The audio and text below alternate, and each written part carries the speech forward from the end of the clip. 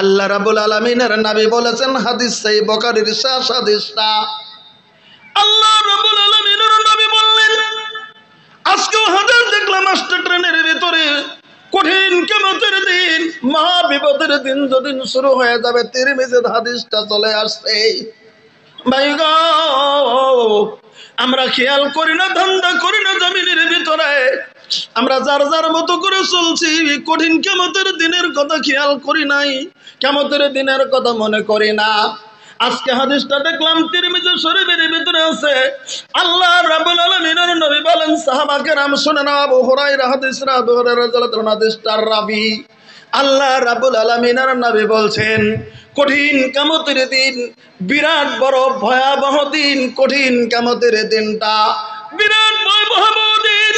ওই কঠিন কিয়ামতের দিনে হাসরের ময়দানে মানুষগুলি যেদিন দাঁড়িয়ে যাবে, আল্লাহ রাব্বুল আলামিন যাদেরকে তো বাঁচিয়ে দেবেন, আর যাদেরকে আল্লাহ রাব্বুল আলামিন বাঁচিয়ে দেবেন না, ওই কঠিন কিয়ামতের দিন, এই যে বর্তমান সূর্যটা দেখতেছি, এই সূর্যটা আজ থেকে বৈজ্ঞানিকদের হিসাব মতে 1500 কোটি কিলোমিটার দূরে সূর্যটা রয়েছে।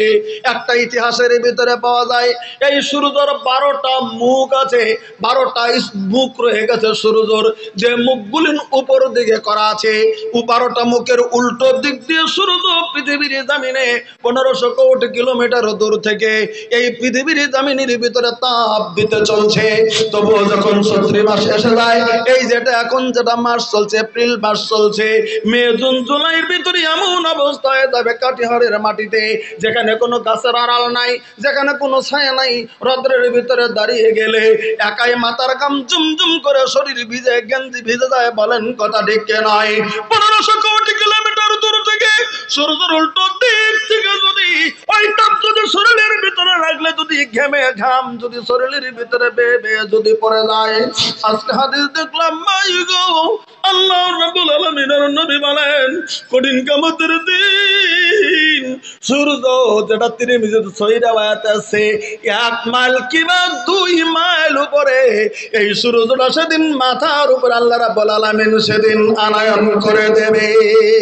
শুধু 2 মাইলটাই যদি দূরত্বটার যদি ধরে নেন, 2 মাইল উপরে যখন সূর্য যদি নিচের দিকে করে দেওয়া হবে, হাসরের ময়দান 1টা মিনিটের ভিতরে তামাকাজা হয়ে যাবে।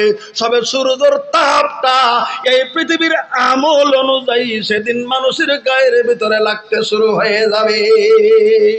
আমল অনুযায়ী লাগবে, এটা হাদিসের একদম তিরমিজিতে ডাইরেক্ট লাগবে। রাসূল সাল্লাল্লাহু আলাইহি ওয়াসাল্লাম বলেছেন, সবার সমান সূর্যের তাপ সেদিন লাগবে না, আমল অনুযায়ী তার লাগবে।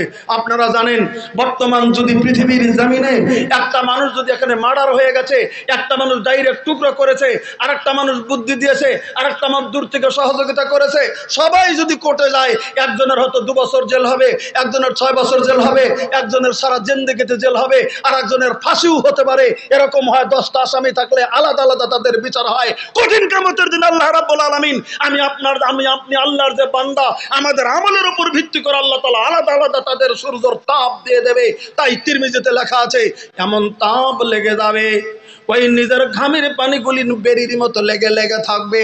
কঠিন কিয়ামতের দিন কিছুগুলি মানুষের টাকনু পর্যন্ত পানি হয়ে যাবে ঘামে, লোকটা নড়তে পারবে না। উপরে সূর্যের তাপ, নিচে তামাকাশের মতো জায়গা রয়ে গেছে, কিছুগুলি মানুষের হাঁটু পর্যন্ত পানি হয়ে যাবে, নিজের ঘামের পানি নিজের জায়গাতে লেগে লেগে থাকবে, কিছুগুলি মানুষের বুক পর্যন্ত পানি হয়ে যাবে। সর্বশেষে নবী বলেছেন, কিছুগুলি মানুষের এই থুতুরি পর্যন্ত পানি হয়ে যেদিন হাসরের ময়দানে সেদিন দাঁড়িয়ে থাকবে, এই মুখ পর্যন্ত যাদের পানি হয়ে যাবে, হাবুডুবু খাইতে শুরু করে দেবে, বুদ্ধি নাই রে। এদিকে পানি পানি হাসরের ময়দান। এমনি নজর করে দেখেন, এমনি যদি খোলা ময়দানে যদি থাকেন, লজ্জা তো লাগে। যদি পানির ভিতরে থাকেন, দেখবেন ডাবল তাপ লেগে যায়, পানির ভিতরে থাকলে গরমটা বেশি লেগে যায়। আপনার নিজের শরীরের ঘামে যখন এই থোতা পর্যন্ত, থুতুরি পর্যন্ত যখন পানি হয়ে যাবে, আর সূর্যের তাপের 12টা মুখ নিচের দিকে খুলে দিয়ে যেদিন তাপ দেওয়া শুরু হয়ে যাবে, এমন কোটি কোটি মানুষ হাসরের ময়দানে তখন কাঁদতে শুরু করে দেবে, মাবুদ মাবুদ গো, সহ্য হয় না সূর্যের আর তাপ, সহ্য হয় না এই গরম, সহ্য হয় না মাবুদ গো, এমন গরম মাবুদ গো। অন্যায় তো করেছে পৃথিবীর জমিনে, মাবুদ তুমি করো। মাবুদ তুমি আমাকে বিচার করো আল্লাহ, আমাকে বিচার করো। তুমি জাহান্নামে যদি তুমি যাবে জাহান্নামে দাও, আমি জাহান্নামের আগুনে জ্বলবো গো আল্লাহ। তবে সূর্যের তাপ নিজের ঘামের এই ঘামের মতো বেরিয়ে আমাকে লাগিয়ে রাখা হয়েছে। এই ঘামের বেরিয়ার জামিনের ভিতরে হাসরের ময়দান আজকে সহ্য হয় না গো আল্লাহ। তারা মনে মনে মনে মনে ভাববে এর থেকে মনে হয় জাহান্নামের আযাব কম, তাই তো সূর্যের তাপ ওই সেদিন সহ্য হবে না বলে চোখের পানি ঝরঝর করে ঝরে কাঁদতে শুরু করে দেবে। আমরা ভাই গো, কঠিন কিয়ামতের দিন 50, এই পৃথিবীর 50,000 বছর একটা দিন। এই পৃথিবীর 50,000 বছর হাদিস কুলন বেরিয়ে যাবে। এই পৃথিবীর 50,000 বছর কঠিন কিয়ামতের দিনে একদিন। আমি 2 দিন 3 দিনের কথা বলি না, একটা দিন যদি সেদিন দাঁড়িয়ে থাকতে হয়, এই পৃথিবীর 50,000 বছর সেদিন যদি আমাকে দাঁড়িয়ে থাকতে হয়, আর সূর্যের তাপ যদি উপর থেকে দিতে শুরু করে দেয়, আমার ভাগ্যটা যদি আপনার ভাগ্য তেমনি পড়ে যায়, তো সেদিন কোন মুসিবতটা আমার আপনার সেদিন ঘটে যাবে। সেদিন চোখের পানি ঝরানোর থেকে, সেদিন কান্নার থেকে, আজকে যদি তাহাজ্জুদের নামাজ 2 রাকাত পড়ে মাবুদের দরবারে যদি বলি মাবুদ কঠিন কিয়ামতের দিন তুমি কোটি কোটি মানুষের মোকাবেলা তুমি আমাকে বেজ্জতি করো না গো আল্লাহ।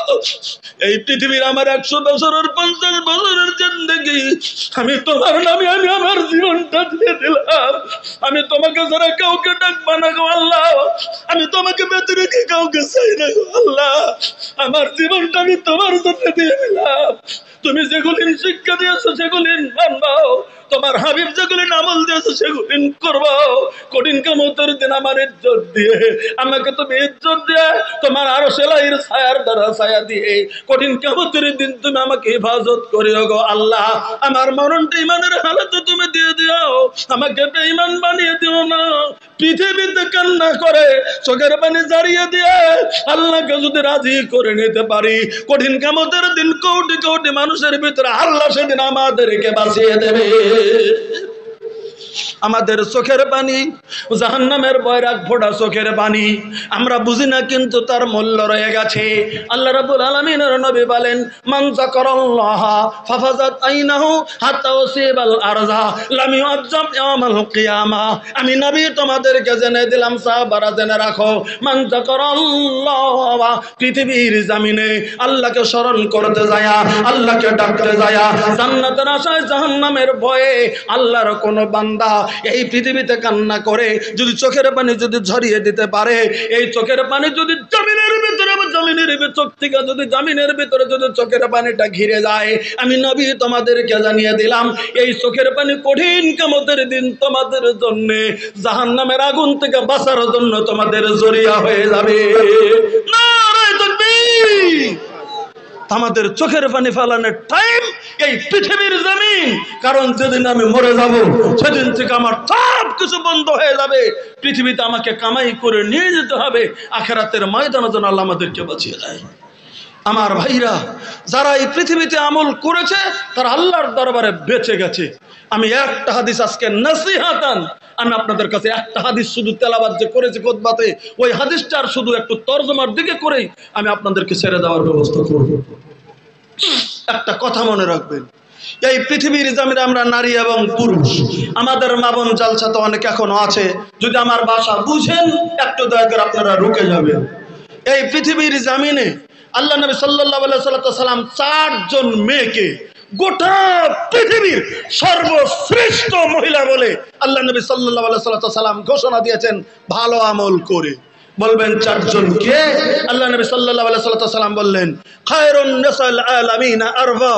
আমি বিশ্ব নবী সাল্লাল্লাহু আলাইহি সাল্লাম তোমাদেরকে জানিয়ে দিলাম, গোটা পৃথিবীর জমিনে খায়রুন নিসা, গোটা পৃথিবীর জমিনে উৎকৃষ্ট মহিলা 4 জন। গোটা পৃথিবীতে উৎকৃষ্ট মহিলা আল্লাহ রাব্বুল আলামিনের দরবারে 4 জন। কয়জন বললাম ভাই? 4 জন। আরবা শব্দ ব্যবহার করেছেন নবী। এবার প্রশ্ন যদি করেন, নবী যদি 4 জন বললেন গোটা পৃথিবীতে, তাহলে এই 4টা মেয়ে কোন কোন মেয়ে? আজকে একটু শুনি নেই রেজাল্ট। আল্লাহ রাব্বুল আলামিনের নবী সর্বপ্রথম যার নাম উল্লেখ করলেন, ওই নামটি একজন নবীর মা। তার নাম হচ্ছে, তিনি একটা অবিবাহিতা মহিলা। পৃথিবীর জমিনের ভিতরে তিনি একটা কুমারী মহিলা। পৃথিবীর জমিনের সবথেকে আল্লাহকে নিকটে ডাকা মহিলা, যে মহিলাটা আল্লাহর তরফ থেকে ডাইরেক্ট রিজিকটার রুমের ভিতরে পেয়েছে, যে মহিলা একটা জানাজা দেওয়ার সঙ্গে সঙ্গে তার জন্য পাকা খেজুর জমিনে চলে গেছে, তিনি হচ্ছেন মহিলা। আল্লাহ নবী সাল্লাল্লাহু আলাইহি ওয়াসাল্লাম তার নাম বলে দিলেন মারিয়াম বিনত ইমরান। আল্লাহ নবী সাল্লাল্লাহু আলাইহি ওয়াসাল্লাম এক নম্বরে তার নাম বললেন হযরত মরিয়ম বিনতে ইমরান, ইমরানের কন্যা হযরত মরিয়ম। আমাদের মা জাতি ভুলে যায় না আপনারা। আপনাদের দোয়াতে, আপনাদের নড়াচড়াতে, আপনাদের আমলে গোটা পৃথিবীর কানুন পাল্টে গেছে এই পৃথিবীর জমিনে। আমি আপনাদেরকে শোনাচ্ছি, একটু দয়া করে ধৈর্য ধারণ করে আপনারা শুনে নেন। আপনাদের দোয়াতে, আপনাদের কানুনে, আপনাদের হাত তোলার বরকতের দোয়াতে আল্লাহ পৃথিবীর কিছুগুলো জিনিস পাল্টে দিয়েছেন, তকদির পাল্টে দিয়েছেন। এক নম্বরে রাসূল সাল্লাল্লাহু আলাইহি ওয়াসাল্লাম বললেন মারিয়াম বিনতে ইমরান, ইমরানের কন্যা হযরত মারিয়াম। তো মারিয়াম কে ছিলেন পৃথিবীর জন্য আমরা জানি। হযরত মরিয়ম ছিলেন হযরত ঈসা রুহুল্লাহর মা। কথাটা তো ক্লিয়ার, জানি তো আমরা। ঈসা রুহুল্লাহর মা ছিলেন পৃথিবীর জমিনে হযরত মরিয়ম। মরিয়মকে তো সম্মান করা হলো কেন? এবার সর্বপ্রথম দেখে নেন মরিয়মের মার গুণটা কি ছিল পৃথিবীর জমিনে। আমার ভাইরা, হযরত মরিয়ম আলাইহিস সালামের মা, তার নাম ছিল হিন্না বিনতে ফাকুজ। হান্না বিনতে ফাকুজ, হিন্না বলেন আর হান্না বলেন। হান্না বিনতে ফাকুজ হযরত মরিয়ম আলাইহিস সালামের মা। তিনি ছিলেন হযরত ইমরানের স্ত্রী। আম মানুষ, নবী নয়, রসুল নয়, কিছু নয়, একটা মৌলবি সাইজের মানুষ। তিনি বাইতুল মাকদিসের ইমাম ছিলেন কিছুদিন। এই হযরতে ইমরান, মরিয়মের আব্বা ইমরান ছিলেন বাইতুল মাকদিসের কিছুদিন ইমামতি করেছিলেন, বাস এতটুকু। তার স্ত্রী বৃদ্ধ হয়ে গেছে, হযরত ইমরান বৃদ্ধ হয়ে গেছে, কিন্তু পৃথিবীর জমিনের ভিতরে ছেলে নাই, মেয়ে নাই, বৃদ্ধর মতো মোটামুটি অনেক দিন পেরিয়ে গেছে। একদিন হঠাৎ করে ইমরানের স্ত্রী মরিয়মের মা হিন্না একটু নিরালা একটা গাছের নিচে যেমন একটু আরাম করতে শুরু করে দিয়েছে। হঠাৎ করে দেখতেছে একটা দুটো পাখি, আর একটা দুটো পাখি চলে এসছে। একটা পাখির তার ভিতরে একটা বাচ্চা, আর একটা হলো বাচ্চার মা।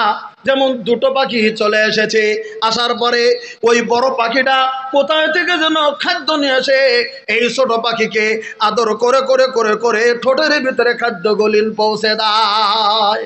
আচ্ছা দেখেন নাই শালিককে আদার খাওয়াতে? দেখেন নাই বড় শালিকরা ছোট শালিককে আদার খিলায়, বা চড়ুই তার বাচ্চাকে আদার খিলায়, কবুতর তার বাচ্চাকে আদার খিলায়, একা উড়ে নিয়ে আসে খিলায় ঠোঁটে দেয়। দেখেন নাই কোনো দিনের অবস্থা? দেখছেন? দেখেছেন? ওরকম দেখলেন হযরত মরিয়মের মা হিন্না। সঙ্গে সঙ্গে ওই অবস্থা দেখে থাকতে পারলেন না, মাবুদের ইবাদত বন্দেগী করে কাঁদতে শুরু করে দিলেন। মাবুদ গো, আমার তুমি সন্তান দাও নাই গো আল্লাহ, আমার সন্তান দাও নাই।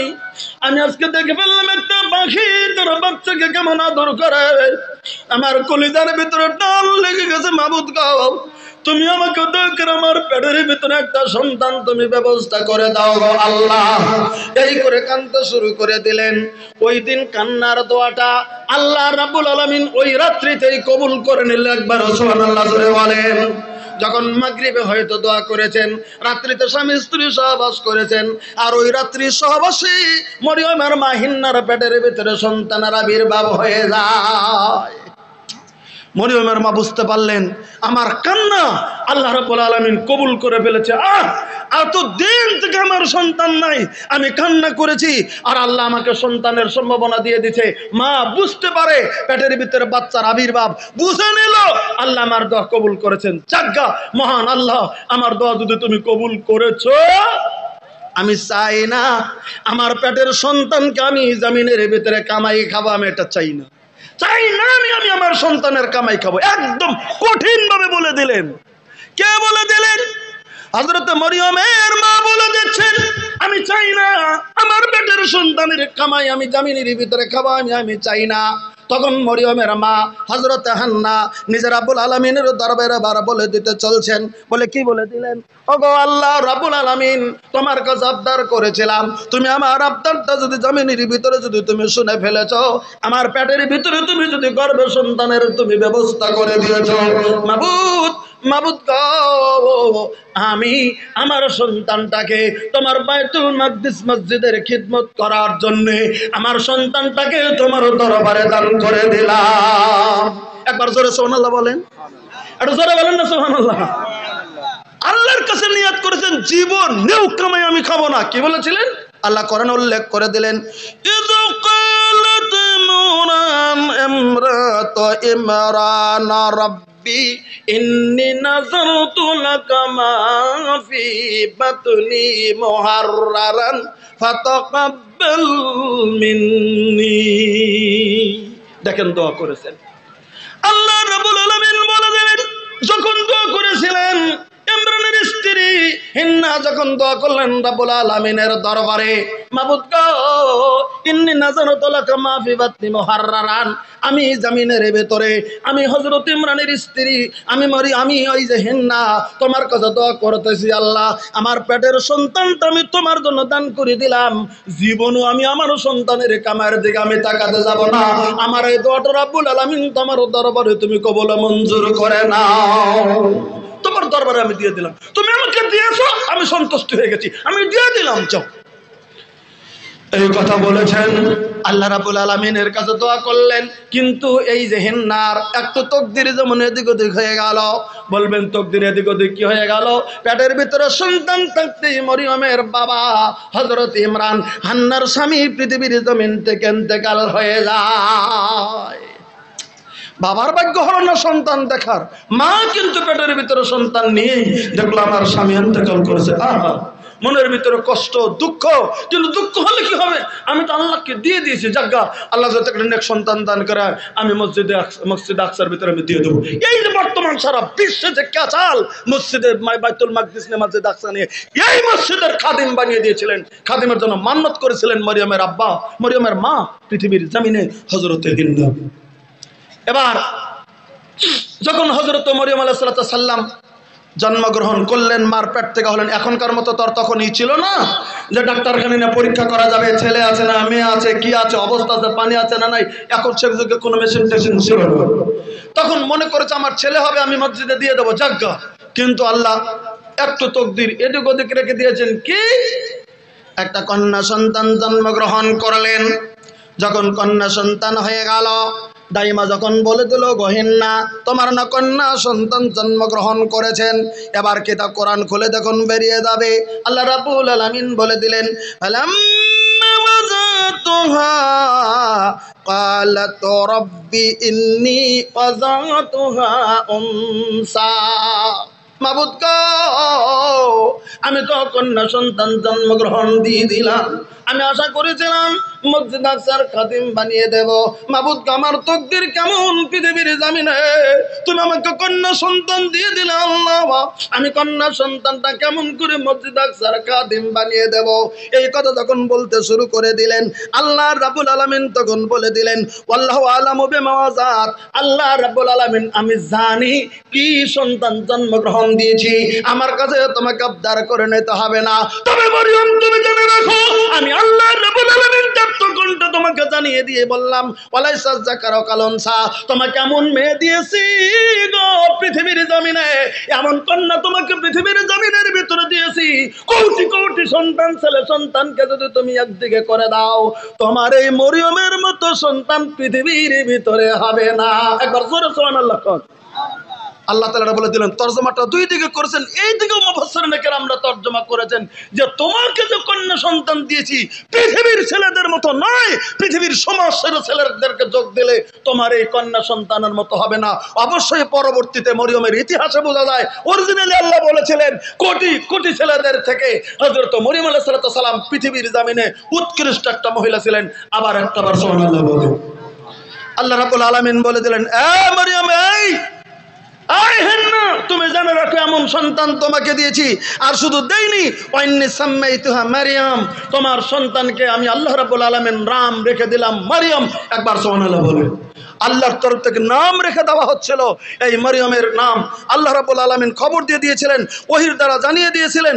আর আমি আল্লাহ রাব্বুল আলামিন বলে দিলাম, ওয়া ইন্নী উযুহা বিকা ওয়া যুররিয়াতাহা মিনাশ শাইতানির রাজীম। আমি আল্লাহ রাব্বুল আলামিন ঘোষণা করে দিলাম, পৃথিবীর জমিনে দুইজন মানুষকে শয়তান পরদিয়ার জন্ম হওয়ার সময় শয়তান থেকে দূরে রাখা হয়েছে। একজন হলো হযরত মারিয়াম, আরেকজন হলো মরিয়মের ছেলে হযরত ঈসা রূহুল্লাহ। সহিহ বুখারীতে একটা হাদিস আছে, কথাটা ভালো করে শুনে নেন। আল্লাহ নবী সাল্লাল্লাহু আলাইহি সাল্লাম বলেন, আপনারা জানেন আমাদের মায়ের গর্ভে থেকে, বোনের গর্ভে থেকে যখন সন্তান হয়, বাচ্চাটা হওয়ার পরে একটু কান্না করে কি করে না? এই কথাটা জোরে বলেন আপনারা। কান্দে না কান্দে না? কান্দে। আপনারা যদি বলেন কান্দে, তাও কান্দে। আর যদি বলেন যে কান্দে না, তাও কান্দে। আপনারা যদি বলেন যে কান্দে, তাও কান্দে। আর যদি বলেন যে না কান্দে না, জানি না, তাও কান্দে। কারণ এ কথা আল্লাহর নবী সাল্লাল্লাহু আলাইহি সাল্লাম বলেছেন, কান্না করে, সেটা আস্তে করুক, সেটা জোরে করুক, কান্না করে। হাদিস সহিহ বুখারী। আল্লাহ রাসূল সাল্লাল্লাহু আলাইহি ওয়াসাল্লাম বলেন, আবু হুরায়রা রাবি তিনি বর্ণনা করে বললেন, মা মিন বানি আদম মাউলুদুন ইল্লা ইয়ামাসসাহু শাইতানু হিনা ইউলাদু। আল্লাহ রাসূল সাল্লাল্লাহু আলাইহি ওয়াসাল্লাম বললেন, পৃথিবীর জমিনে মায়ের পেট থেকে যত জন্মগ্রহণ করেছে সন্তান, কঠিন কিয়ামতের দিন পর্যন্ত বা করবে, এমন কোন সন্তান নাই যে জন্মগ্রহণ করার পরে শয়তান তাকে স্পর্শ করেনি।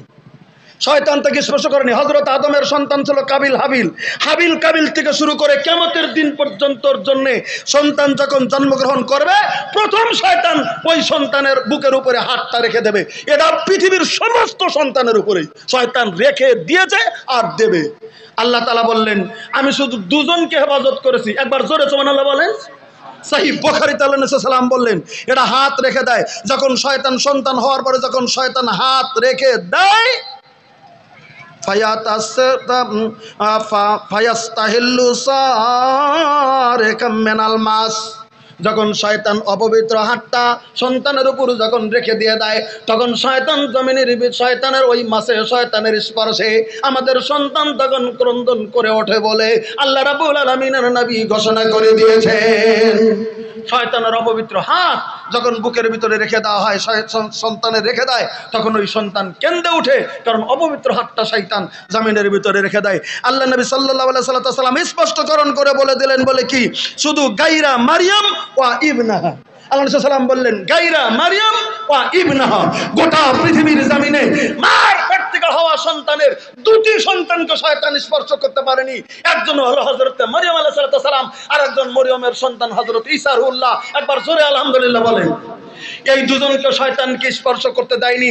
আল্লাহ ফেরেশতা দিয়ে এই দুজনকে আল্লাহ হিফাজত করে রেখেছে, শয়তানকে কাছাকাছি আসতে দেয়নি। হাদিস বুখারী। আল্লাহ সাল্লাল্লাহু আলাইহি গায়রা মারিয়াম ইবনাহা সুম্মা ইয়াকুল আবু হুরায়রা ওই যাবে কাউজুরাতে। আবু হুরায়রা বলছেন, আমরা আল্লাহর কাছে পানা চাই, আল্লাহ যেন শয়তানের ওয়াসওয়াসাকে দূরে রাখে। সেটা আলাদা চ্যাপ্টার। তবে এই দুজন মারিয়াম ইবনাহা, হযরত মরিয়মকে এবং তার সন্তানকে আল্লাহ রাব্বুল আলামিন এই শয়তানের হাত থেকে রেহাই দিয়েছেন।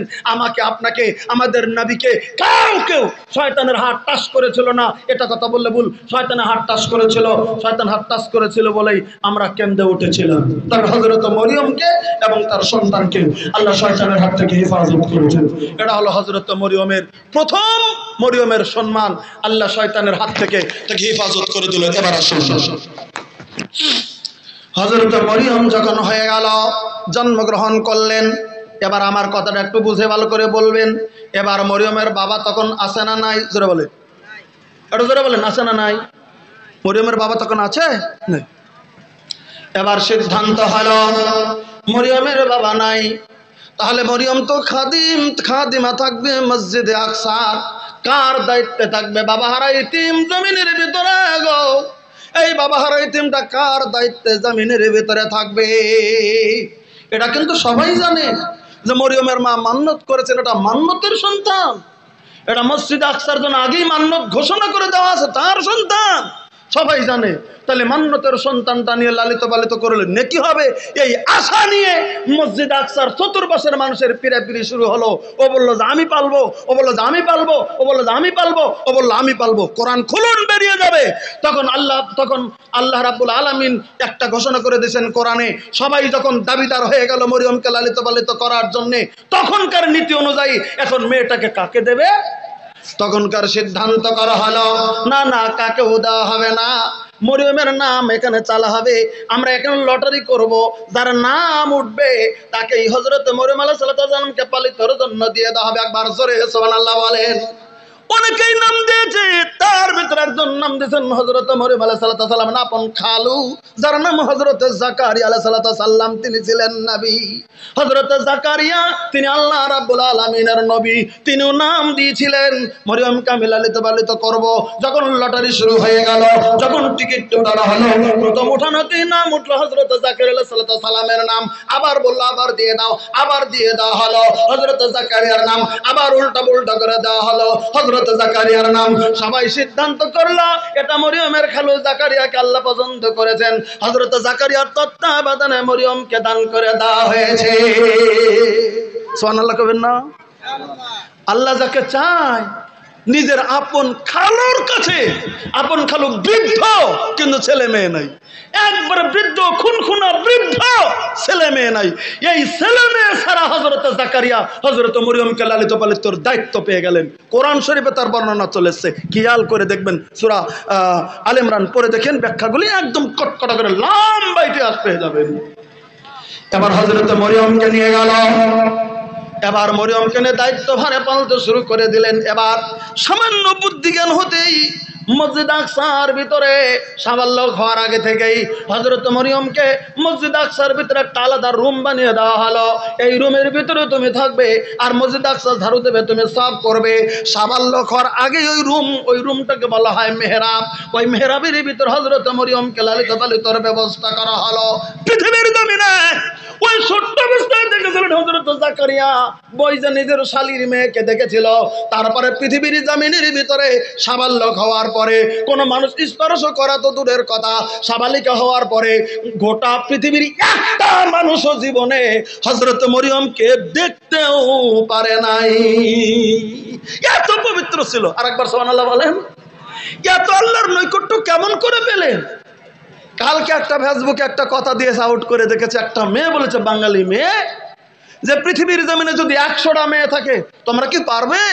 100টা মেয়ে বিয়ে হলো, তার ভিতরে 10টা মেয়ে কি বলতে পারবে? স্বামীর কাছে প্রথম রাত্রে যাবে, আমাকে পৃথিবীর কোনো পুরুষ চাইনি, আমাকে কোনো পৃথিবীতে আমার যৌবন দেখেনি, পৃথিবীতে কোনো মানুষ আমাকে টাচ করেনি, পৃথিবীর কোনো মানুষ আমাকে কোনোদিন চিঠি দেয়নি, পৃথিবীর কোনো মানুষ আমাকে কোনোদিন কোনো খারাপ কথা বলেনি, পৃথিবীর মানুষকে কোনোদিন আমি এত পবিত্র আছি। এরকম মানুষ 100 জনের ভিতরে 10 জন, 1000 জনের ভিতরে বর্তমান 10 জন বের করা জটিল হয়ে যাবে। কারণ বর্তমান যেটা উশৃঙ্খলতা, বর্তমান যেটা অস্বাভাবিক কর্মকর্তা কর্ম অবস্থা চলছে, বর্তমান যেটা ব্যাপারটা চলছে, বর্তমান যেটা বেলেহাজি চলছে, বর্তমান যেটা খোলামেলা চলছে, আমাদের মা বোন রাস্তাঘাট থেকে শুরু করে কোথায় না পুরুষের সাথে ধাক্কা লেগে গেছে, কার সঙ্গে শরীরে গুতা লেগে গেছে।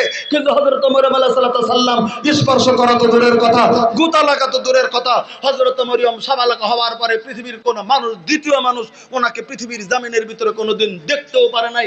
এমন পর্দার ভিতরে উনি যেতেন, হযরত জাকারিয়া আলাইহিস সালাম যেতেন, তিনি পর্দাতেই থাকতেন, খালু যেতেন, তিনি পর্দাতেই থাকতেন। সেখানে খাদ্যখানা পৌঁছে দিয়ে উনি আবার ফিরে আসতেন, মরিয়ম তার রুমের ভিতরেই থাকতেন। একটা ইতিহাসে লেখে হযরত জাকারিয়া আলাইহিস সালাম কোথাও কোনো কাজে চলে গেছেন, হযরত মরিয়ম আলাইহিস সালামকে খাদ্যখানা অন্য কেউ দেওয়ার মতো পারমিশন নাই, কিন্তু মনেও তো নাই, তিনি একটু কাজে ব্যস্ত হয়ে আছেন।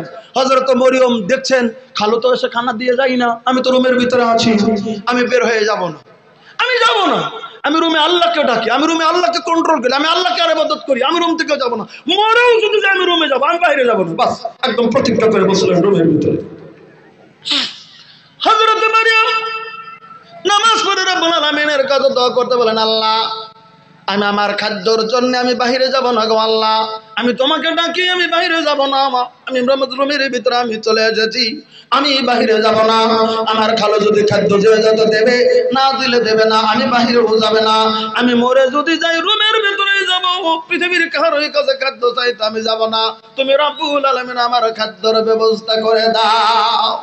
আল্লাহ রাব্বুল আলামিন দেখলেন, হায় হায় আমার বান্দি নিজে অনশন করেছে, নিজে ধর্মঘট করেছে, বাইরে যাবে না, আমার কাছে রিজিক চাচ্ছে। জিবরিল রে আর দেরি করিস না, তুই যা যা যা, অসময়ের যেগুলি ফল, ওই ফলগুলি নিয়ে তুমি মরিয়মের রুমের ভিতরে তুমি সরবরাহ করে দাও। নারায়ে তাকবীর। বিভিন্ন রকমের জান্নাতের ফল হযরত মরিয়ম আলাইহিস সালামের রুমের ভিতরে সাজিয়া সাজিয়া তাকের ভিতরে হযরত জিবরিল দিয়ে চলে গেলেন। একবার সুবহানাল্লাহ কোন। মরিয়ম দেখলেন হাই রে হাই অবস্থা, আমি আল্লাহর কাছে চেয়েছি, পৃথিবীর কেউ জানে না মরিয়মের রুমের ভিতরে বিভিন্ন রকমের ফল।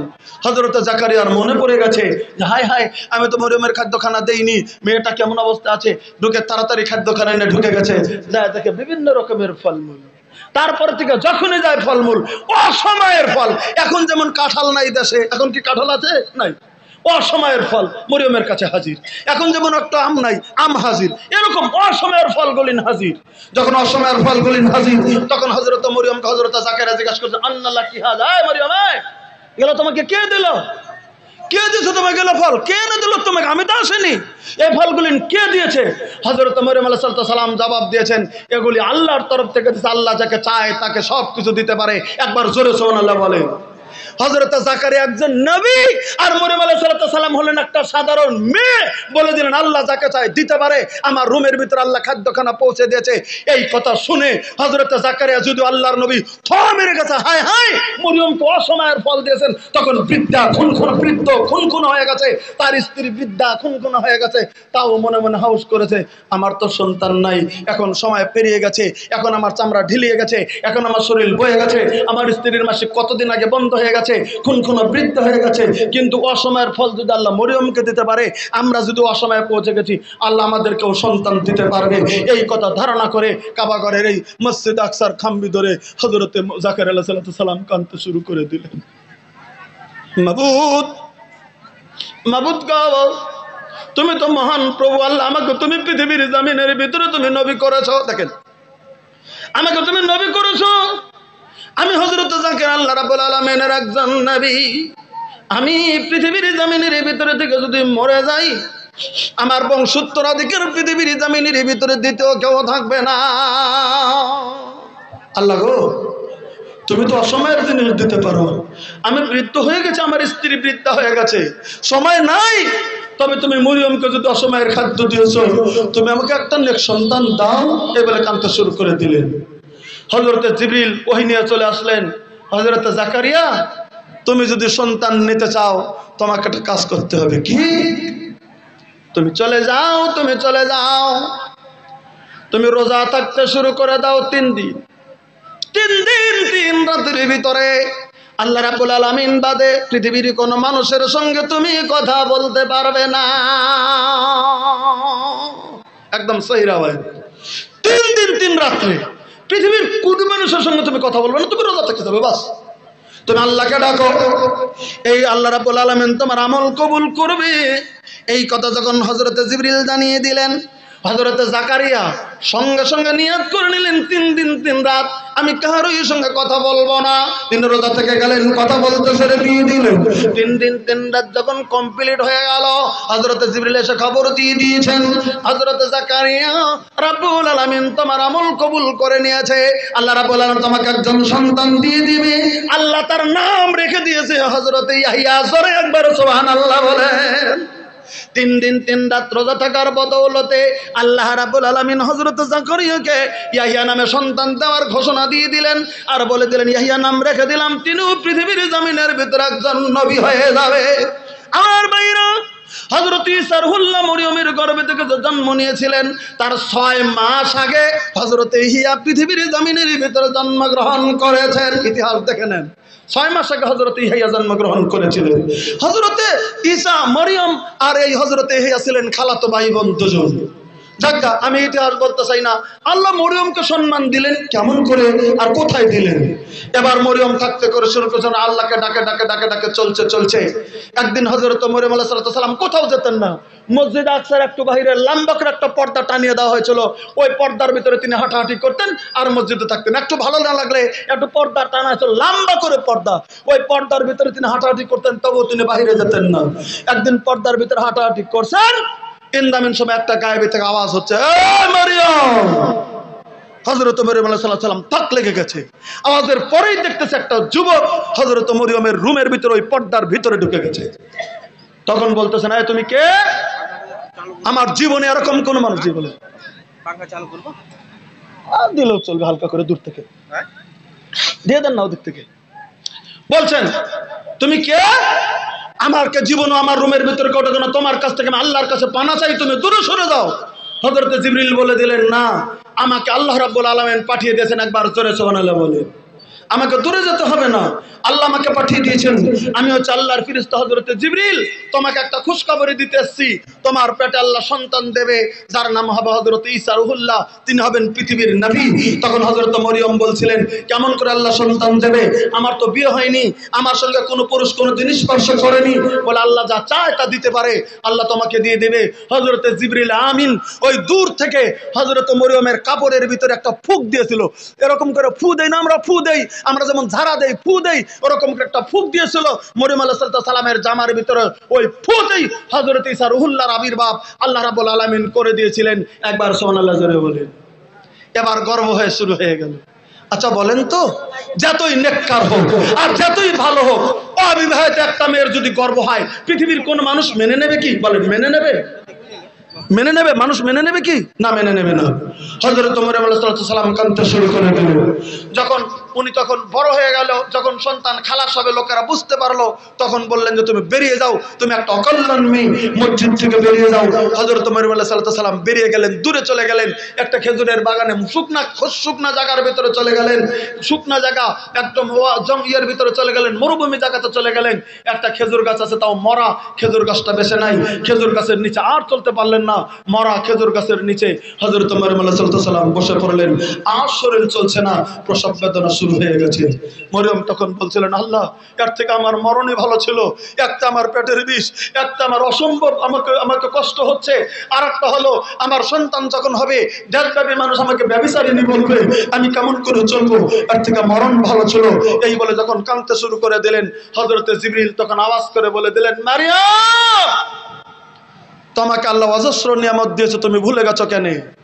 তোমাকে আল্লাহ নিয়ামত অজস্র দিয়েছে, তোমাকে মসজিদ আকসার ভিতরে তোমাকে খাদ্যখানা পৌঁছে দেওয়া হয়েছিল, এখন তোমার খিদা লেগেছে, আমি বুঝতে পেরেছি, খিদা লেগেছে তোমার পেটে সন্তান, তাই তোমার খাদ্যখানা নাই, তোমার খিদা লেগেছে, তাই তোমার মরণ তুমি ভালো ভেবেছো। তুমি একটা কাজ করো, কোরআন শরীফের আয়াত আসছে, আমি ব্যাখ্যা করছি না, কোরআন শরীফের আয়াত আসছে, এই মারিয়াম, তোমার যে গাছের সাথে হেলান দিয়েছো, এই গাছের কাণ্ডটা ধরে তুমি একটা ঝাঁকি দাও। এখানে বলেছেন, এই আয়াতের ব্যাখ্যার ভিতরে উলামা কেরাম বলেছেন, মুফাসসিরিন কেরাম বলেছেন, আল্লাহ রাসূল সাল্লাল্লাহু আলাইহি ওয়াসাল্লাম হাদিস বলেছেন, বান্দা এমনি যদি খালি নামাজ পড়ে বলে খাদ্য দাও না, কিছু ছিল আপনাকে যেতে হবে, কিছু ব্যবসা আপনাকে যেতে হবে, কিছু আবাদ আপনাকে করতে হবে, কিছু দোকান আপনাকে করতে হবে, যে কোনো করলে আল্লাহ তার মধ্যে বরকত দেবে। খালি মসজিদে সারা জীবন কানবেন এটা না। হযরত মরিয়মকে আল্লাহ এমনি দিতে পারতেন, তবু আল্লাহ বললেন তুমি কাণ্ড ধরে একটু ঝাঁকি দাও, এখানে কাম তুমি করো। এদিকে মরিয়মের শরীর খুব অসুস্থ, এদিকে প্রসব বেদনা শুরু হয়েছে, তুমি কাণ্ডটা ঝাঁকি দাও। তখন হযরতে মরিয়ম আলাইহিস সালাম খেজুর গাছের কাণ্ড ধরে একটু ঝাঁকি দিয়ে দিলেন। ঝাঁকি দেওয়ার সঙ্গে সঙ্গে মরা গাছ তাজা হয়ে সঙ্গে সঙ্গে পাকা খেজুর ধরে হযরতে মরিয়ম আলাইহিস সালামের মুখের কাছে ঝুলে গেলেন। একবার জোরে সুবহানাল্লাহ কোন, আরো জোরে সুবহানাল্লাহ কোন।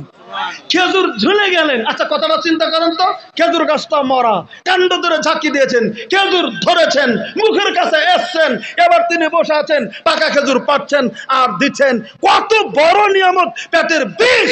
এই নমুনা দেখে হযরত মরিয়ম কিছু শান্তি পেলেন। হায় আল্লাহ, তুমি আমার হাতের আঙ্গুলের এই ইশারাতে তুমি একটা এমন গাছ তুমি তাজা করে দিলে।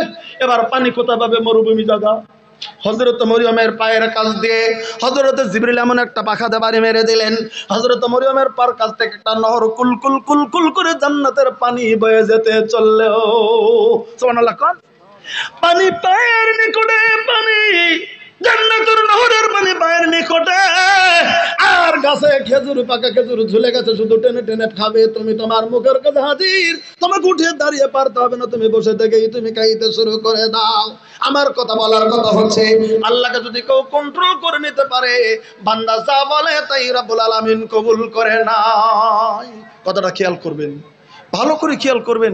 যদি কেউ কন্ট্রোল করে নিতে পারে আল্লাহকে, বান্দা যা বলে আল্লাহ তাআলা তাই কবুল করে, বান্দার দোয়া তাই কবুল করেন আল্লাহ রাব্বুল আলামিন পৃথিবীর জমিনে। কাজে গতিকে জ্ঞান আমাদের রেখে দিতে হবে, তিনি মহান সত্তা, তিনি আমাদের মহান আল্লাহ। হযরত মরিয়মকে ওই জায়গার ভিতরে এমন করে দিয়ে দিলেন। এবার সন্তান হয়ে গেল। হযরত ঈসা রুহুল্লাহ জন্মগ্রহণ করলেন। ঈসা রুহুল্লাহ জন্মগ্রহণ করলে একটা ইতিহাসের ভিতরে লেখেছে, তাফসীরি ইতিহাস, তার ভিতরে বলা হয়েছে যে মরিয়ম আলাইহিস সালাতু সালাম ঈসাকে দেখে খুশিতে বাগবাগ হয়ে গেল। এবার খালি ঈসা রুহুল্লাহকে কোলে নেবে, ঈসাকেই করে ঈসার দিকে মহব্বত হয়ে গেল, হযরত ঈসাকে দেখবে দেখবে দেখবে দেখবে, এই নিয়ে ব্যস্ত হয়ে গেল। আর আল্লাহ আলহামদুলিল্লাহ বা আল্লাহকে নাম নিচ্ছে, তবে একটু কমজোরি। খেজুর গাছটা উপর দিকে উঠে গেছে, যা খেজুর গাছটা উপর দিকে উঠে গেছে। উঠে যখন গেছে, এদিকে হযরত মরিয়ম, একটা বলেন তো, 9 মাস 10 মাস 10 দিন পেটের ভিতরে সন্তান, তারপরে সন্তান যখন খালাস হবে, ওই মেয়েটার খিদা লাগবে না লাগবে না? জোরে বলে। খিদা লাগবে। যতক্ষণ মধ্যে ঈসা রুহুল্লাহ পেটে ছিল, খেজুর গাছটা ঝুলে ছিল, মুখের কাছে এসেছিল, পেরে পেরে খেয়েছে। ঈসা রুহুল্লাহ জন্মগ্রহণ করেছে, ওর প্রতি খুব ভক্তি হয়ে, এ জানে আমার ক্ষতি হয় না, আমার জানি ছেলে নষ্ট হয় না, আমার জানা ছিল না, ওই দিকে খুব বেশি করছে। মানে বেশি করলে আল্লাহ দেখছে, ও আমি দিলাম তাকে সন্তান, ওর প্রতি বেশি মহব্বত, আমাকে তুই একটু ছেড়ে দিলে তাকে একটু পরীক্ষা করি, তখন খেজুর গাছটা একটু টেনে দিয়েছেন। তখন মরিয়ম বলতেছেন, আল্লাহ এ তুমি কেমন করলে? আমার আবার খিদা লেগেছে, যখন খিদা লেগেছিল না তুমি তখন আমার কাছে ঝুলিয়ে দিলে খেজুর, এখন আমার খিদা লেগেছে, আমার সন্তান জন্ম, এখন তুমি নিলে? আল্লাহ ওহির দ্বারা জেনে দিলেন, মারিয়াম তুমি একটু আমাকে ভুলে গেছো, 1 সেকেন্ডের জন্য তুমি আমার থেকে তোমার সন্তানকে বেশি মহব্বত করেছো, তুমি তার প্রতি মহব্বত দয়া একটু বেশি দেখিয়েছো। আমি আল্লাহ তোমাকে বিনা বাপে পেটে তোমার সন্তান জন্ম দিয়েছি, তুমি আমাকে এখনই একটু একটু আমাকে ছেলের প্রতি বেশি মহব্বত দেখিয়েছো, ওই জন্য আমি একটু খেজুর গাছটা টেনে দিয়েছি। আল্লাহ আমার ভুল হয়ে গেছে, তুমি আমাকে ঠিকঠাক করে দাও, বা আল্লাহ আমি তোমার ডাকে সার। তখন আল্লাহ তাআলা আবার ঠিক করে দিচ্ছে। একটু পরীক্ষার জন্য এই ঘটনা একটা ইতিহাসের ভিতরে লিখতে পারছি, এটা করেছিলেন আল্লাহ। আমরা যদি ভুলে যাই, আল্লাহ আমাদেরকে ভুলে যেতে সময় লাগে না, এটা পরীক্ষা যে পৃথিবীর জামিনের ভিতরে, কথাটা ভালো করে বুঝে নেবেন। হযরত মরিয়ম আলাইহিস সালাম আল্লাহকে ডাকলেন।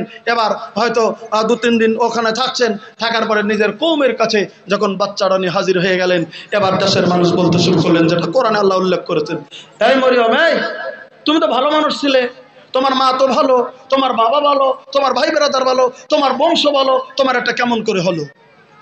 আল্লাহ বলে দিয়েছিলেন, মরিয়ম তুমি কথা বলিও না, তুমি বলিও আমি রোজাদার, আর তোমাকে যদি কিছু বলে তোমার ছেলের দিকে ইঙ্গিত করিও। এটা কোরআন শরীফের আয়াত, খালি আমি তরজমা করে যাচ্ছি সময়ের জন্য।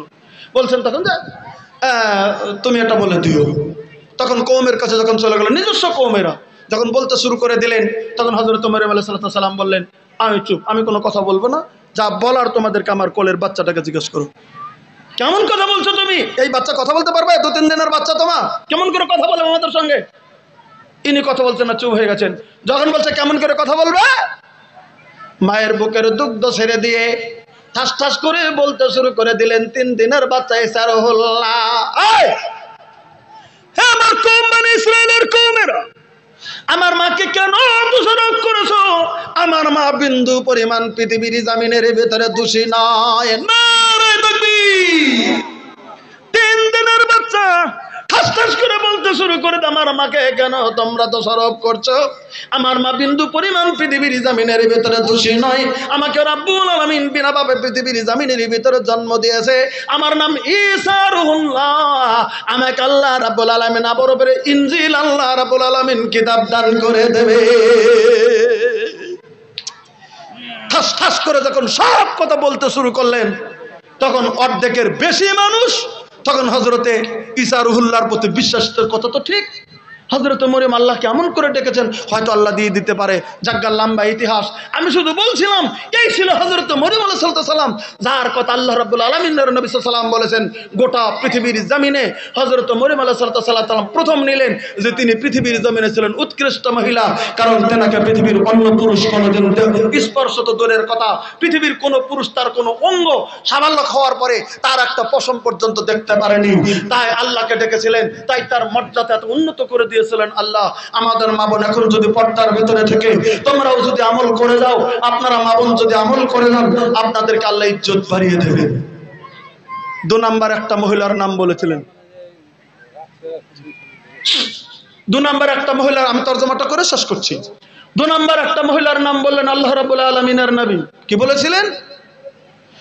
আসিয়া বিনত মুজাহিম ইমরাতু ফিরাউন, সহিহ হাদিসের বর্ণনা আছে। 2 নম্বরে গোটা পৃথিবীর জমিনে সম্মানিত মহিলা ছিলেন, তার নাম হলো হযরতে আসিয়া তার বাবার নাম ছিল মুজাহিম, মুজাহিম কন্যা হযরতে আসিয়া। তেনাকে কেন আল্লাহ শ্রেষ্ঠ বললেন পৃথিবীর জমিনে? আল্লাহ রাব্বুল আলামিনের নবী কেন শ্রেষ্ঠ বললেন পৃথিবীর জমিনে? কেন শ্রেষ্ঠ বলে ঘোষণা দিলেন আল্লাহ রাব্বুল আলামিন হযরত মরিয়ম আলাইহিস সালাম হযরত আসিয়াকে কেন শ্রেষ্ঠ ঘোষণা করে দিলেন আপনারা জানেন? পৃথিবীর জমিনে সব থেকে আল্লাহর দুশমন এই পৃথিবীতে, আকাশের নিচে জমিনের উপরে মানুষ হিসাবে যদি আল্লাহর শত্রু ছিল, সব থেকে বড় শত্রু এই পৃথিবীতে আল্লাহর দুশমন, তার নাম ছিল ফেরাউন। এর মতো বড় আল্লাহর শত্রু আর দুশমন এই পৃথিবীতে দ্বিতীয় কেউ জন্মগ্রহণ করেনি, আর কিয়ামত পর্যন্ত করবেও না। বলবেন কেন? ইনি এই পৃথিবীর জমিনে এমন অন্যায় করেছিল যে অন্যায় পৃথিবীর ইতিহাস বিরল। এই ফেরাউন তা পৃথিবীর জমিনে তার খোদায়িত্ব ঠিকানের জন্য, আল্লাহত্ব ঠিকানের জন্য লক্ষ লক্ষ ছেলে সন্তানদেরকে জবাই করে দিয়েছিল। এই পৃথিবীর জমিনের ভিতরে জবাই করে দিয়েছিল হযরতে আসিয়ার স্বামী, তখনকার ওই জামানার জালিম বাদশা এই ফেরাউন। এই ফেরাউন খোদায়িত্ব দাবি করে দিল। এমনি খোদা দাবি করে নাই, 2-3 মিনিটের ভিতরে ঘটনাটা শুনে নেন। তার 400 বছর জমিনের ভিতরে তার বয়স পেরিয়ে গেছে। 400 বছর একের রাজত্ব চলছে। একদিন শয়তান দেখলো একে ধোকা দিতে পারবো ঠিক মতো, একে শক্ত করে ধোকা দেওয়া যাবে। শয়তান, ইবলিস শয়তান মানুষের সুরত ধরে বিরাট একটা বিচারের ভিতরে হাজির। বিচারের ভিতরে হাজির হয়ে জালসা পর মিটিং শেষ, বাদশার মিটিং শেষ। হঠাৎ করে বৈঠক থেকে বলতেছে, বাদশা আমি একটা কথা বলতে চাই। মানে শেষ, মিটিং ভাঙবে, তখন বলছে আমার একটা কথা আছে। বলছে এখন বাদশা, এখন মিটিং ভেঙে দিতে চলছে, এখন আবার তোমার কে কথা? বলে ছোট্ট একটা কথা বলবো, শুনে নেন। আচ্ছা, বিচারক যদি বিচার শুরু করে, প্রজার মধ্যে থেকে যদি কেউ কথা বলতে চায়, বিচারক উচিত তাহলে 1 মিনিট কিংবা বলতে দেওয়া। বলেন কথা ঠিক কি নয়? আচ্ছা ঠিক আছে, তুমি বলো কি বলবে। তখন বলতেছে, হুজুর আপনি তো আমাদের মিশরের বাদশা বলে হ, আপনি সারা দেশের বাদশা বলে হ, আপনি এই রাষ্ট্রের বাদশা বলে হ, আসলে তো আপনি কিন্তু দেশের বাদশা না। আরে আমি দেশের বাদশা না? বলে না।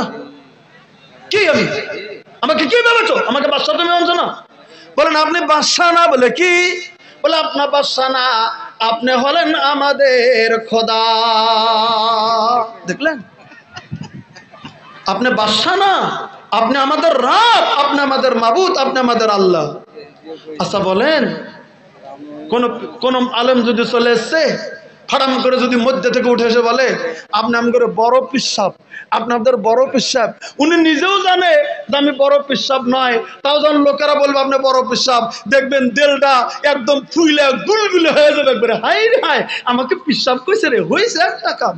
মানুষের একটা ধর্ম, মানুষ মানুষের কাছে যদি প্রশংসা করে, দান দিব না, দান দিতে চাই না, তাও যদি প্রশংসা করে আপনার বাবা ভালো ছিল, আপনার দাদা ভালো ছিল, এটা ছিল ওটা ছিল, দেখবেন যে তারপরে দিয়ে দিচ্ছে। তার মানে ওর নামের গুণে ও দিয়ে দিত। সে যুগতে আরো ছিল।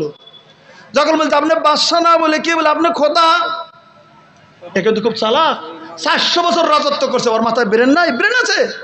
তখন বলছে আমি যে খোদা, তার দলিল কি?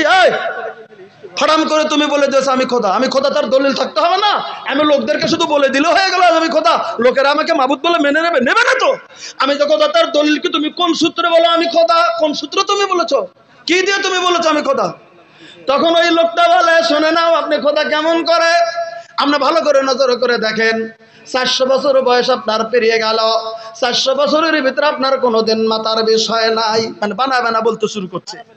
আপনি ভালো করে নজর করে দেখেন, 400 বছর পেরিয়ে গেছে, 400 বছরের পরে কোনোদিন আপনার শরীরে জ্বর হয় নাই। 400 বছর পেরিয়ে গেল, 400 বছরের ভিতরে আপনার রাজা আসছে, কেউ ছিনিয়ে নিতে পারে নাই। এগুলিন গুণ যে মানুষের ভিতরে, পৃথিবীর জামিনের ভিতরে থাকে, ও আসলে মানুষ না, উনি হলো একজন খোদা। এই যে এবার ফেরাউনের কলিজার ভিতরে একদম ফুল টনটন হয়ে গেল ফেরাউন। দেশের মানুষকে তখন ওই বৈঠকে বলে দিল, এই সবার মানুষেরা, এই মিটিং এর মানুষেরা, তোমরা সব শুনলাও? বলে শুনলাম। কথা তো সবাই শুনতেছে, যারা বৈঠকে বসে, হাউজের নাজির, মন্ত্রী, প্রসাদ, সবাই শুনেছে। শুনলাম আমি খোদা মানো? বলে হ্যাঁ। এবার বললো মানি। বলে তাহলে আমি শুনে, তখন সেদিন ফেরাউন ঘোষণা করছিল আমাকে খোদাই যদি বলো, তোমরা যদি মেনে নেবা, আমি ছোট কথা হতে চাই না। তখন ঘোষণা করে দিয়েছিল, আনা রাব্বুকুমুল আলা, আমি ছোট কথা হব না, আমি একবারে বড় খোদা। নাউজুবিল্লাহ বলেন। এটা কোরআন শরীফের আয়াত। ওই বৈঠকে ফেরাউন বলে দিয়েছিল, আনা রাব্বুকুমুল আলা, আমি হলাম একবারে বড় স্রষ্টা, আমি তোমাদের একবারে বড় আল্লাহ। এই কথা তখন বলে দিয়েছিল ফেরাউন। কিন্তু লোকেরা বাড়িতে যাওয়ার পরে চিন্তা শুরু করে দিল, কি আমরা কেমন করে মানবো একটা মানুষকে খোদা? মানতে চায় না। তাহলে বুদ্ধি করা যায়। আবার বুদ্ধিতে মিটিং বসেছে। ফেরাউনের বড় উজির ছিল হামান। হামান বুদ্ধি দিয়ে দিল, মক্তব মাদ্রাসা যত আছে বন্ধ করে দাও। বন্ধ করে দিলে তো খোদা মানবে। একে রাহে বন্ধ করে দেওয়া হলো। শিক্ষাকে বন্ধ করে দিয়ে জেনারেল থেকে শুরু করে আরবি শিক্ষা, সমস্ত শিক্ষা, বানি ইসরায়েলদের শিক্ষাখানা বন্ধ, প্রতিষ্ঠান বন্ধ করে দিয়ে মানুষ যখন মূর্খ হয়ে গেল, তখন 100 থেকে খোদা মানতে শুরু করে দিল। এই হলো ফেরাউনের ইতিহাস। আর তার স্ত্রী ছিল হযরত আসিয়া।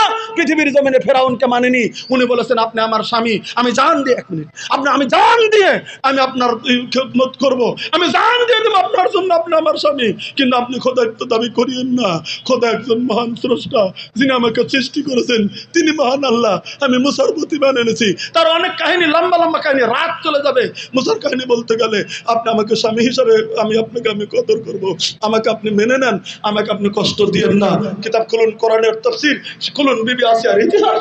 তখন এই ফেরাউন যখন দেখলো আমার স্ত্রী আমাকে মেনে নিতে পারছে না, তখন এই হযরত বিবি আসিয়াকে অত্যাচার কেমন করে করেছিল জানেন? কিতাবের ভিতরে লিখেছেন, সেই যুগের নিয়ম অনুযায়ী যে খোদা মানেনি, স্ত্রীও মানেনি, তখন বিবি আসিয়াকে এরকম করে একটা তক্তা, এই যে এটা তক্তা বলা হয়, এই তক্তার ভিতরে এরকম কারা করে এরকম প্যারাক, উপর দিকে চক্কা করে লোহার প্যারাক গুলিন, এই তক্তার ভিতরে গেরে গেরে গেরে গেরে এরকম খাড়া করে দিয়ে আর একটা তক্তার মধ্যে এরকম নিচ দিকে প্যারাক করে হযরতে বিবি আসিয়াকে এই তক্তার উপর চিৎ করে শুয়ে দিয়ে আর একটা উপরে চক্কায় প্যারাক দিয়ে এরকম করে জাতা দিয়ে প্রত্যেকটা শরীরের রক্ত মাংসগুলির কোথায় কোথায় রক্ত জিলজিল করে জমিনের ভিতরে পড়েছিল। কাতরাচ্ছে, চিৎকার করছে, বেদনায় চিৎকার করছে। কিন্তু বিবি আসিয়াকে রেহাই দেওয়া হয়নি। বলছিল, এখনো তুই বল, তুই আমাকে যদি মাবুদ মেনে নাস, আমি ফেরাউন দেশের বাদশা, আমার যত রাজস্বী অর্ধেক আমি তোকে দেবো। তুই বিবি আসিয়া শুধু আমাকে মাবুদ বলে মেনে নি। রক্ত ঝরঝর করে পড়ছে। বিবি আসিয়া বলতেছেন, না, আমি আপনাকে স্বামী হিসাবে মানি, আমি আপনাকে মাবুদ হিসাবে মেনে নেই না। এমন করে মারতে মারতে অত্যাচার করে করে আগুন জ্বালিয়ে দেওয়া হচ্ছে বিবি আসিয়ার চোখের সম্মুখে। বিবি আসিয়ার খাদেমা একটা মেয়েকে আর তার 2টি বাচ্চাকে জ্বলন্ত আগুনের ভিতরে, ফুটন্ত পান্তালের ভিতরে দিয়ে যখন 3 জনকে জ্বালিয়ে দেওয়া হলো, হযরত বিবি আসিয়া চোখের পানি ঝরঝর করে ছেড়ে দিয়ে কান্না করছেন। তখন বিবি আসিয়াকে আগুনের জ্বলন্ত তেলের আগুনের ভিতরে দেবে অবস্থার ভিতরে বিবি আসিয়া দোয়া করেছিলেন, রব্বিবনি, হে আল্লাহ তোমার কাছে আমি দোয়া করি, আল্লাহ তোমার কাছে দোয়া করি, রব্বিবনি ইনদাকা বাইতে ফিল জান্নাহ, আল্লাহ গো তোমার নিকটে, তোমার আরশের নিকটে আমার জন্য জান্নাতে ছোট্ট একটা ঘর দিয়ে দাও, আর ফেরাউনের অত্যাচার থেকে তুমি আমাকে বাঁচিয়ে দাও, এরকম জালেমদের অত্যাচার থেকে তুমি আমাকে বাঁচিয়ে দাও, আর আমি পৃথিবীর জমিনের ভিতরে থাকতে চাই না। আল্লাহ বললেন, বিবি আসিয়া রে, তোর দোয়া কবুল করা হলো। জিবরিলকে বললেন, জিবরিল, বিবি আসিয়াকে এখন মেরে দেবে, ফেরাউন রেডি হয়ে গেছে, রক্ত ঝরঝর করে শরীর থেকে পড়ছে, জ্বলন্ত গরমের ভিতরে বিবি আসিয়াকে ছেড়ে দেবে। তুই বিবি আসিয়ার চোখের সম্মুখে আমি যে জান্নাতটা দিয়ে দেবো, জান্নাতের বিছনা বাসন সহ বিবি আসিয়ার চোখের সম্মুখে হাজিরি করে দে। নারায়ে তাকবীর। হযরত বিবি আসিয়ার চোখের সম্মুখে হযরত জিবরিল জান্নাতটা ধরলেন, বিবি আসিয়া তুমি ধৈর্য ধারণ করেছো, পৃথিবীর জমিনে তোমাকে এই জান্নাত তোমাকে দাও। আল্লাহু আকবার বলে বিবি আসিয়া রেডি হয়ে গেলেন। পৃথিবীর জমিনে ফেরাউন অত্যাচার করে বিবি আসিয়াকে পুরো সারখার করে মেরে দেওয়া হলো। হযরত বিবি আসিয়া জান্নাতের ভিতর প্রবেশ করলেন। একবার সুবহানাল্লাহ জোরে বলেন। এই দুজন, একজন হযরত মরিয়ম, একজন হলো বিবি আসিয়া, 3য় নম্বর হযরত খাদিজা বিনতে খুয়াইলিদ, 4র্থ নম্বর হযরত ফাতেমা জাহরা বিনতে মুহাম্মদ। এই দুজন থেকে গেল। এলাকা আসলে দুজনের আলোচনা চলবে। আজকে আমি এ পর্যন্ত আপনাদের কাছে আলোচনা করলাম। 2টি মহিলা পৃথিবীর জমিনে আল্লাহর খালেজ বান্দি ছিলেন। আল্লাহর নবী পৃথিবীতে শ্রেষ্ঠত্ব ঘোষণা করেছেন 4 জন। তার ভিতরে 2টির হালকা কথা আপনাদেরকে বলে দিয়ে গেলাম। আমার মা বোন চেষ্টা করবেন নিজের ইমানকে বাঁচানোর জন্য, নিজের আমলকে এগিয়ে নিয়ে যাওয়ার জন্য। আল্লাহ তাআলা আমাদেরকে যেন তৌফিক দান করেন। আল্লাহুম্মা আমিন।